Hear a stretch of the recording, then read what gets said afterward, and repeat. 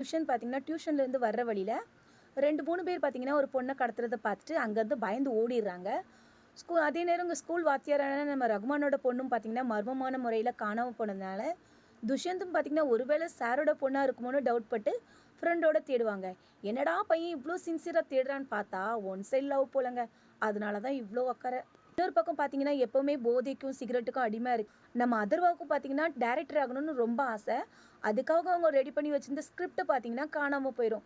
இதனால பைத்தியம் பிடிச்ச மாதிரி பார்த்தீங்கன்னா ஒரு ட்ரக்ஸ் எடுத்துக்க ஆரம்பிச்சிருவாங்க. அடுத்ததாக பார்த்தோம்னா கரெக்டர் போலீஸ் ஆஃபீஸரான நம்ம சரத்குமாரும் பார்த்தீங்கன்னா ஹிடன் ட்ரங்க் கேஸ் விஷயத்தில் மினிஸ்டர் பையனை பார்த்தீங்கன்னா அரெஸ்ட் பண்ணி லாக்அப்பில் வச்சுருப்பாங்க. இந்த படத்தில் நம்ம அதர்வோட நடிப்பு பார்த்தீங்கன்னா எனக்கு சுத்தமாக பிடிக்கல. ஸ்டைலாக ஒரு பார்த்த ஹீரோ போதைக்கு அடிமையாக இருக்கிறது சுத்தமாகவே பிடிக்கலங்க.